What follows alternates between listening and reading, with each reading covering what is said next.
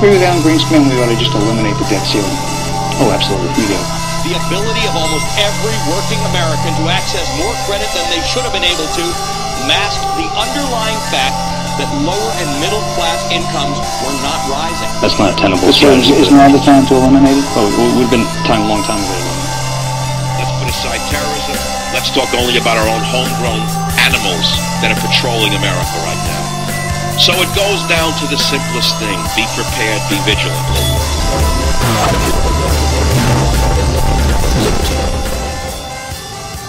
As the dust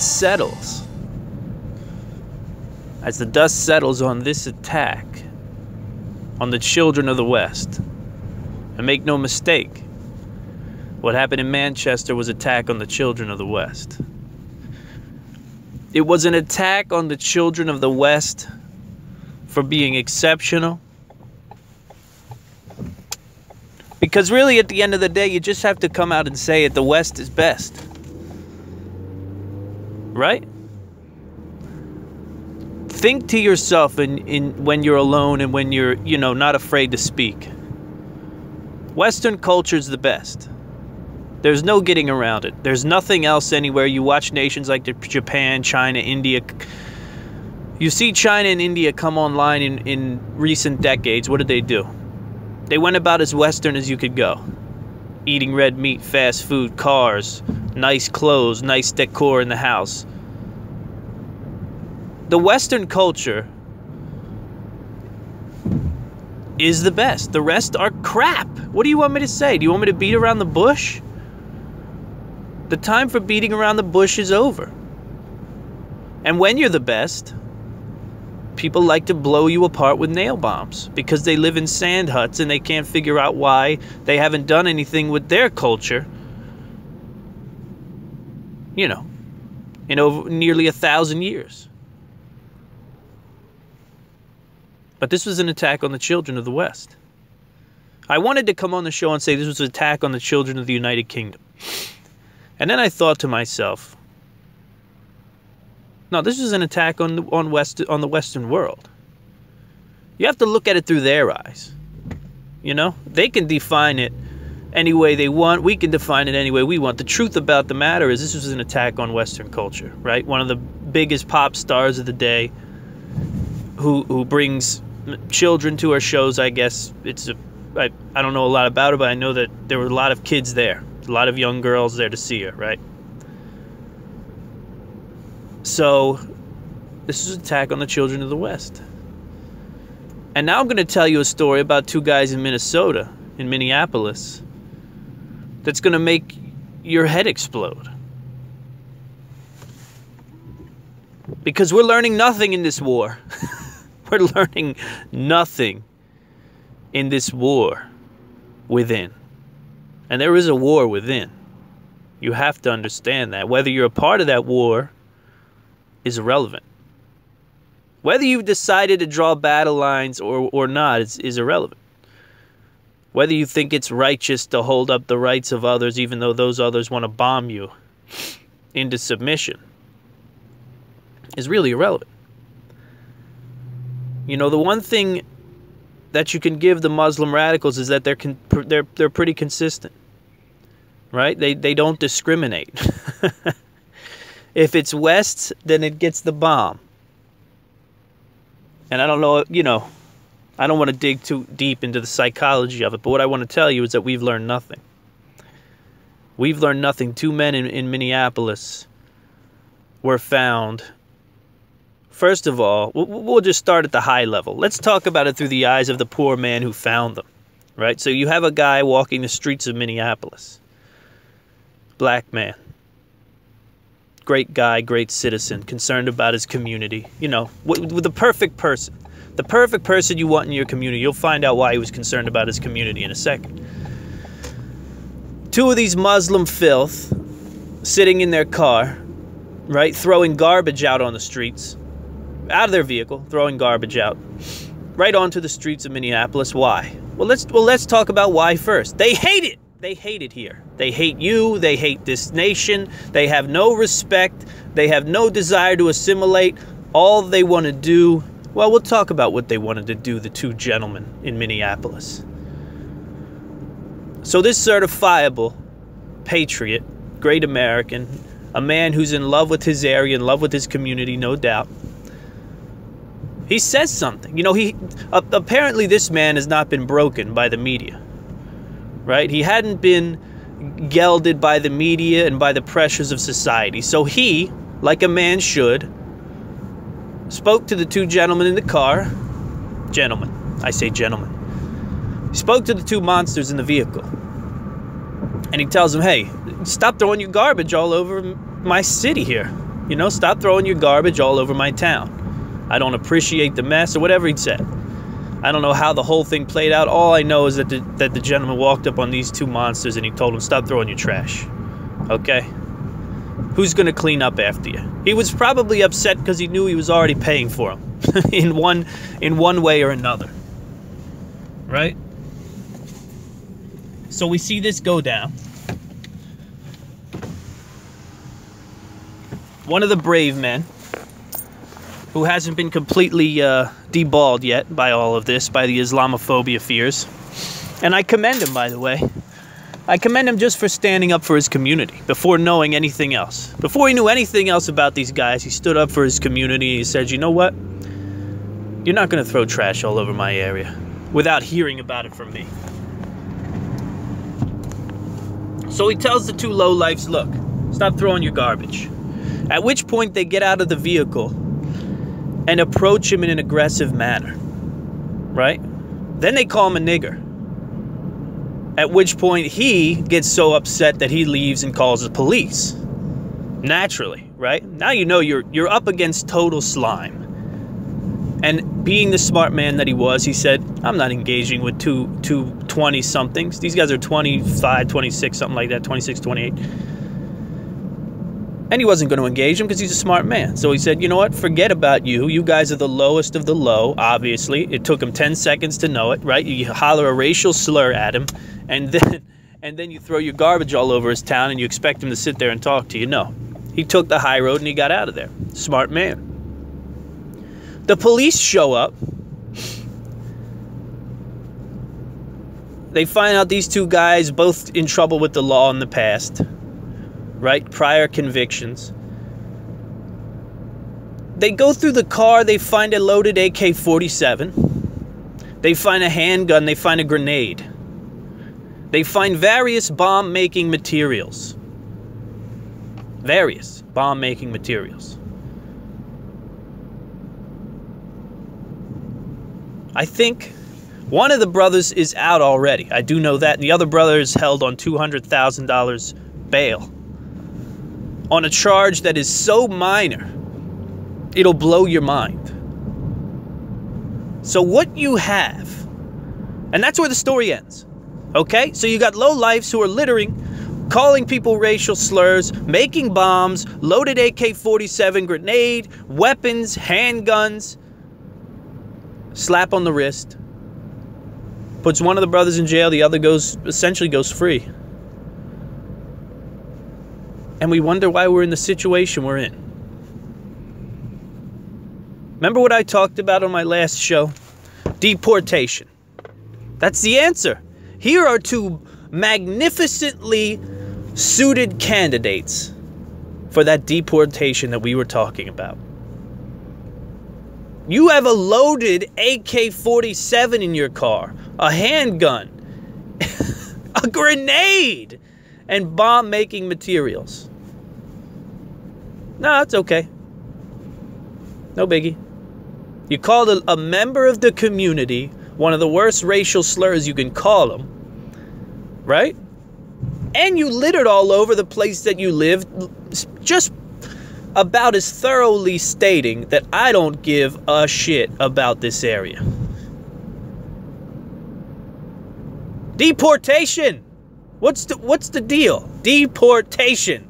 These are two soldiers of the battle against the West. You just apprehended two soldiers, two killers, two mercenaries from the battle that is waging against the West.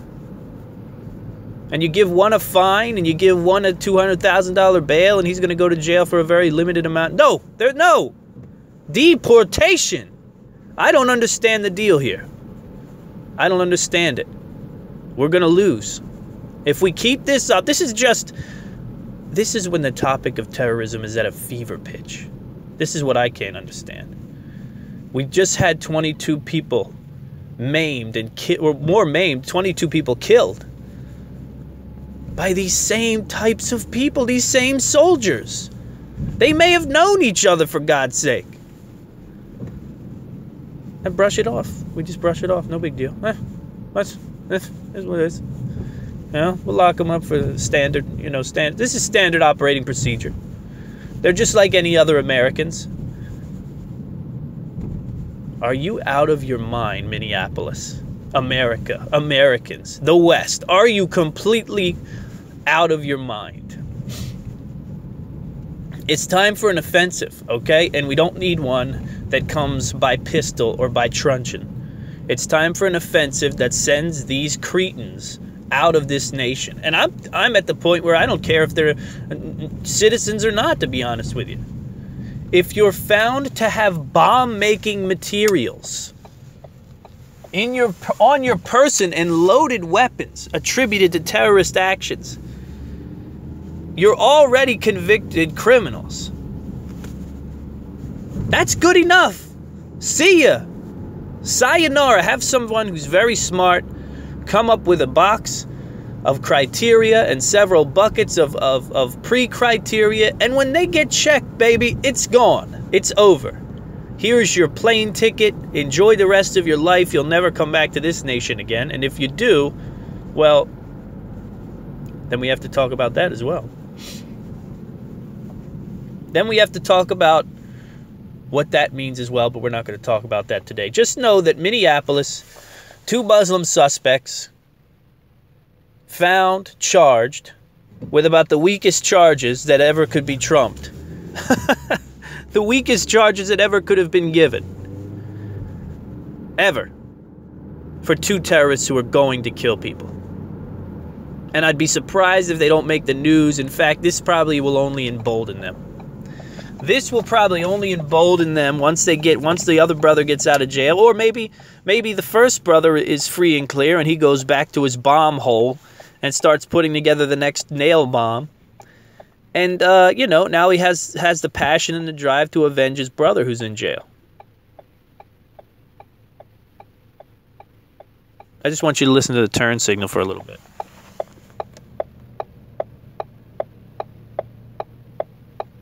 This is like the sound of American minds thinking right now.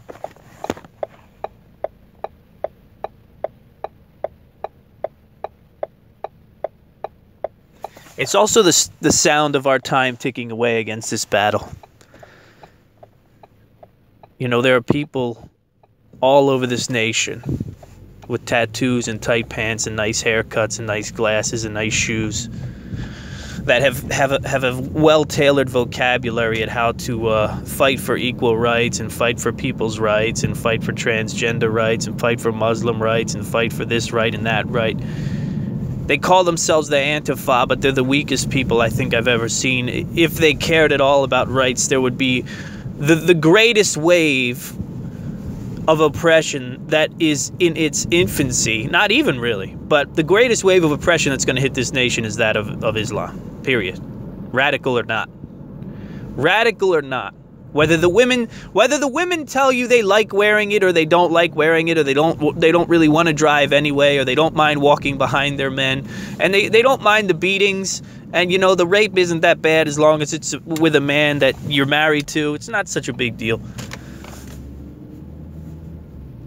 The greatest wave of oppression is not the governor of Montana or whatever, right? It's not the Republican who plays golf and shoots skeet on the weekend.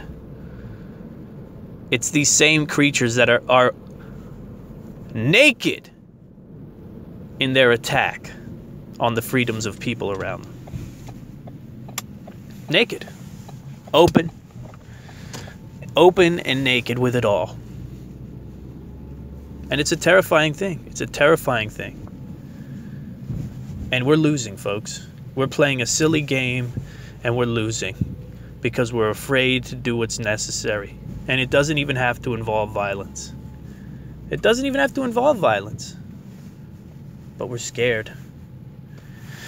And either we're going to toughen up and we're going to embolden ourselves, or we're going to be gone. Or we're going to find ourselves in the ugliest war the world has ever seen. Inside the urban cities of America, where if you want to see human rights smashed and destroyed, let it get to that point. Let it get to that point where the average American is fighting the military and the Muslims. Let it get to that, right? You want to come confiscate guns because we're going to war in our own borders, tanks rolling down Manhattan streets. You want to see that? Well, let's keep this weak approach towards the greatest villain of our time, and you'll get to see that. jwrights.com. Are you launching a survival blog? Do you have a preparedness product or service that you want to get to market? Use jwrights.com and we'll create unique content for you written by yours truly. This is my freelance website. Onward and upward. Know me. I want to take a trip to the left coast. Visit jwrights.com for your survival and preparedness freelance and I want to talk about a story that I gleaned from some white papers, guy I went e-books, to high school Visit with. jwrights.com. I seen it on his Facebook page, and it blew me to the floor. It blew me to the floor more so than anything else that was in the news, and I know it was looked over by many because we don't care about the common person. Right? If it doesn't stir the dust up from the bottom and make a big enough mess, then we don't really care about it. We don't want to work to fix it. But the reason this story, which I'm going to call an assassination, though no one died, but a business died and the dreams of two women in Portland, Oregon died. This was an assassination. And it was assassination by two principles that stupid white people laugh about. Right? Or support. It's one or the other. It's one of the... You have two groups of white people in this country right now when it comes to these issues. When it comes to the issue of cultural appropriation and when it comes to the issue of white privilege. You have white people, stupid white people who think that it's actually legitimate. They think that white privilege is something they need to champion. They think that they're going to torture our children in school and teach them about white privilege. They think they're going to badger people out in public. I've never been engaged on the topic. And I do feel bad for whoever engages me on the topic if I'm out in public, particularly with my family. Because they're going to get a brow beating like nothing else they've ever imagined. So, that said, the other is cultural appropriation. And it would seem that there are two types of people, right, when it comes to white people in the country, primarily. Or maybe three. You have the group that believes it's their duty to take pride in cultural appropriation and white privilege, and to make sure that they engage other whites and explain to them just how stupid they are in not understanding how terrible they are and all that they owe to others in the world.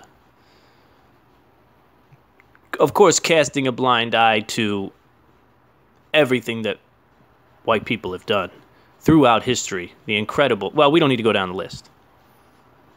Western culture is the greatest, okay? If you try to tell me there was another race that brought on Western culture, I don't know what to tell you. So I get this story, and I think about these three groups. You have the group that is for it. They're for white privilege. They're for cultural appropriation. You have the group that is vehemently against it. That's what I would put myself in, right? These are those who have the foresight. These are those who understand that stories like this can happen. And we'll get into it in a second. Then, of course, you have the ones that laugh it off. It'll never touch me. Cultural appropriation. Silly. Stupid. White privilege. It's silly. It'll never get off the ground. And I've told you before, there's white privilege conferences every year. And you think to yourself, this cannot be real. It's never going to affect anybody. There's nothing that could ever happen behind this. It's so fantastic that it'll never come to fruition. It couldn't. So then you read 2 white women opened a Portland burrito pop-up, and it closed after cultural appropriation accusations. And if you're anything like me, you would read an article like this and you would say, there's probably a little more to it than that. Right? There's probably a little more to it than that. Callie Wilgus and LC Liz Conley took an impromptu road trip to Puerto Nuevo, Mexico last December. And they fell in love with the tortillas. Quote, they are handmade flour tortillas that are stretchy and a little buttery and best of all, unlimited. The 2 women were so enamored with the tortillas they tried to uncover the recipe. Upon the return to their hometown of Portland, the women decided to open a burrito pop-up, which the week featured in an article titled, Cook Serves Up Pop-Up Breakfast Burritos with Handmade Tortillas out of a food cart on Cesar Chavez. Right? So here we have 2 young women who've taken the great risk of opening a business, all what America is completely about. Free enterprise. We fall in love with something, we research it, and we open a business around it. Now, this is in America where we have people who are yelling, equality, equality, freedom, freedom. And they have handcuffs on their back belt loop, and they have truncheons in their back pocket. Because less than 10 days after the story ran, Cook's is now closed. And its presence has been completely scrubbed from social media. In the article, Conley describes her and Wilgus' efforts to uncover the recipe of handmade tortillas. I picked the brains of every tortilla lady there in the worst broken Spanish ever, and they showed me a little of what they did. So she did, what these 2 girls did, here you go, they told us basic ingredients and we saw them moving and stretching dough similar to how pizza makers do before rolling it with rolling pins. They wouldn't tell us too much about technique, but that we were peeking into the windows of every kitchen, totally fascinated by how easy they made it look.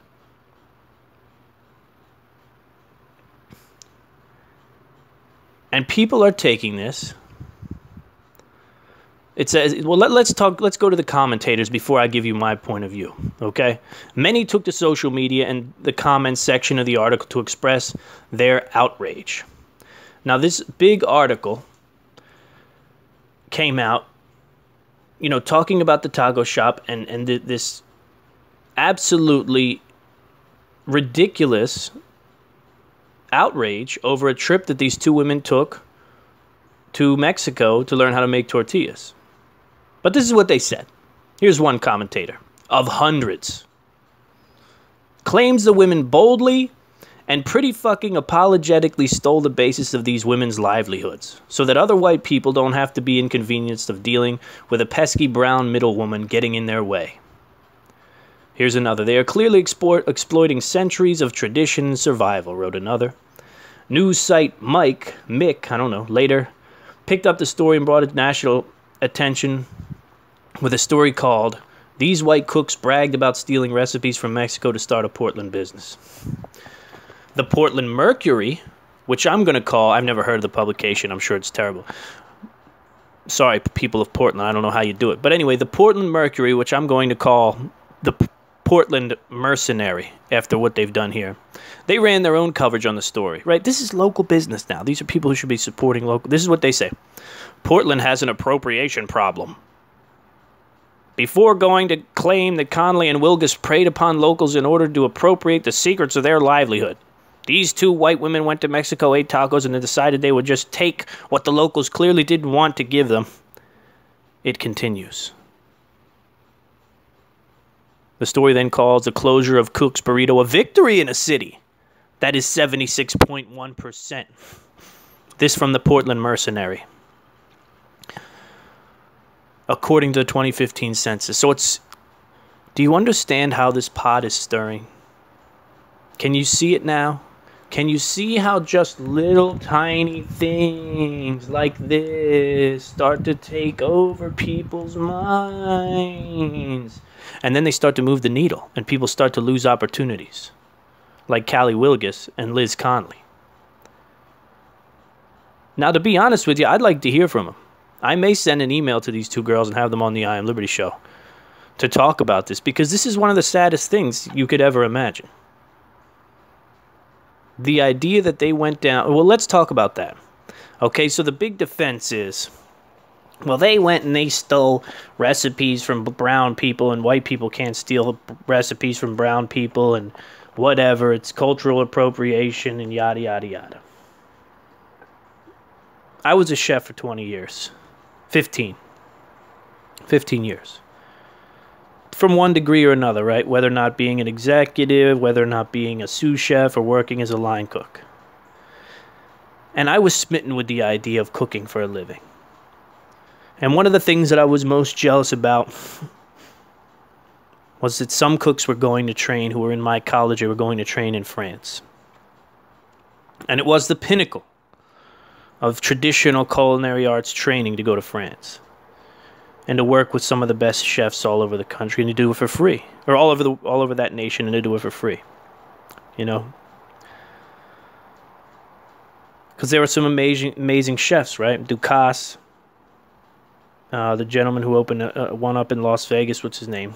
Palm. I'm thinking of the type of potato we used to make. Palm. I can't remember the guy's name.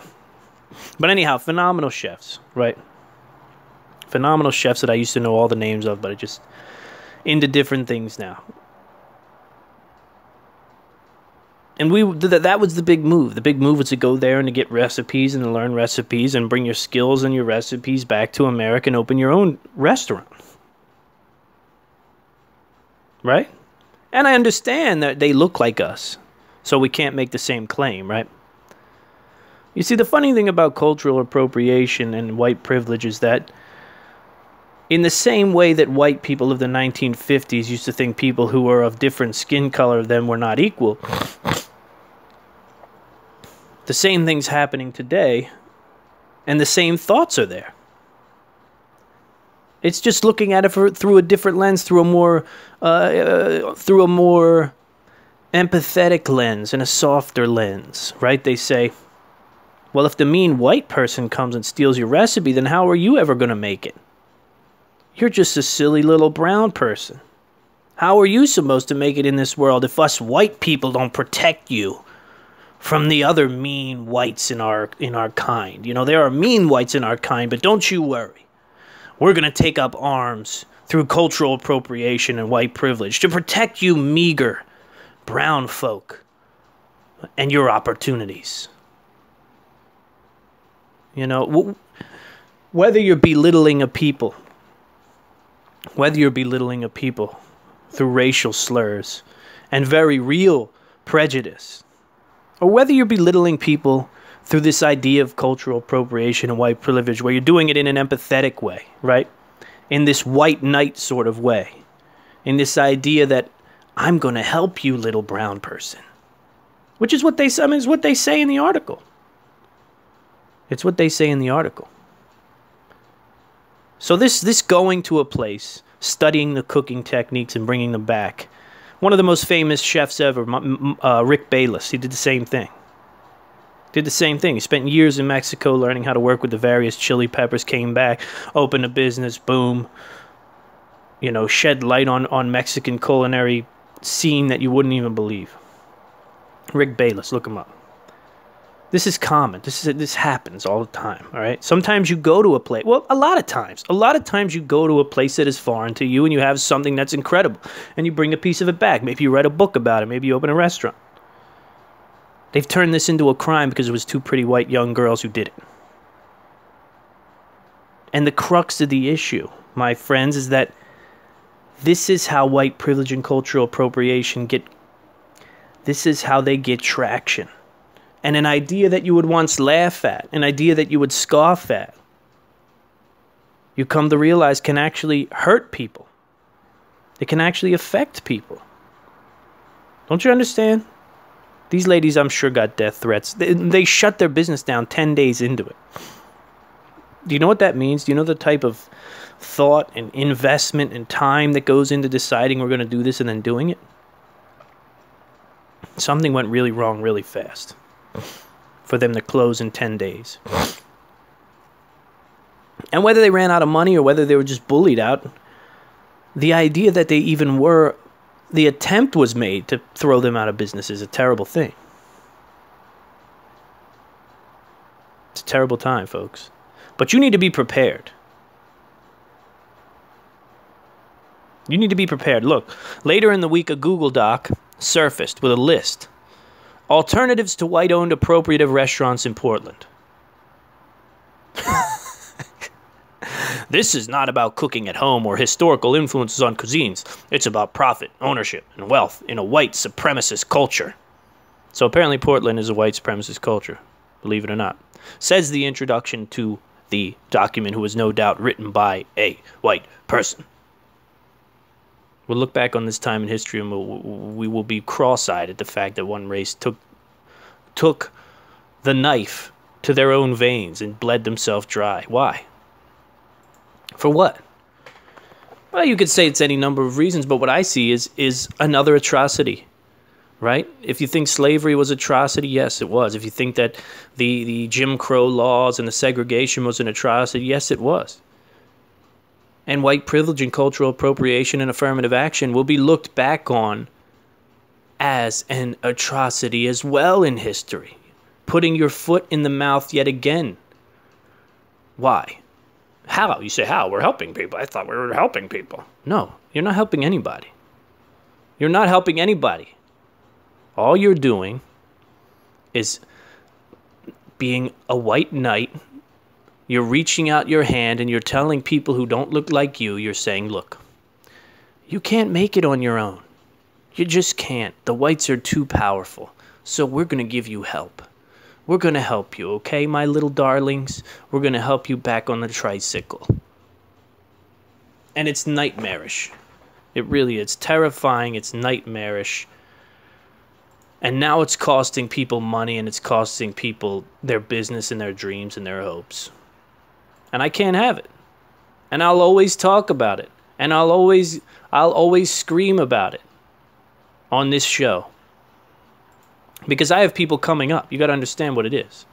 I have people coming up in this type of environment here that we're talking about. People who are going to want to make it. People who are going to want to make something of themselves. I'm talking about my children now. White kids. Appropriators. Privileged whites. The time will come when my sons have to step out. Right? They'll have to step out into this world on their own 2 feet. And they may decide to do something or write something or say something or print something or design something that looks similar to someone who doesn't look exactly like them. And I'll be put in jail if little rats like the people from the Portland Mercenary decide to come out and rag on my sons for just trying to make a business work. For just trying to make an honest dime. To get out there and work and to make a living. To get out there and work and make a living. And here we sit on Memorial Day weekend, right? We're still struggling with how to come together as a nation. We still haven't figured it out. How do we do this? How do we come together as a nation? How the fuck? What are we doing on this most important holiday? When we honor the deaths of those of mixed races, by the way, who have defended this nation, who have died in battle. They are the very structure of what we live and breathe each day, right? They are the vehicle of liberty that allow us to drive freely, allow us to do podcasts like this, and they allow us the deaths, these men's blood, allow us such a nation that we can cry over 2 girls who decided to open a burrito shop because they don't look like people who make burritos normally. So to end this show, not on a sour note, not on a spiteful note, I want to take some words from the great President Ronald Reagan on his Memorial Day speech back in 1982. I think it was 1982. Yes, May 31st, 1982. Just to put all this in perspective. Just to put all of this in perspective and what Memorial Day really is and what we really need to be thinking about. And what we really need to be striving to do is keep peace within the nation and outside the nation. Any man's death diminishes me because I am involved in mankind. I say it all the time. So here are the remarks from the president. 1982, Ronald Reagan, on Memorial Day, in the Arlington Cemetery.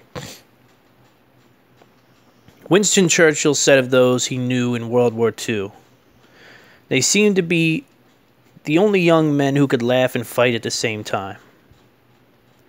A great general in that war called them our secret weapon.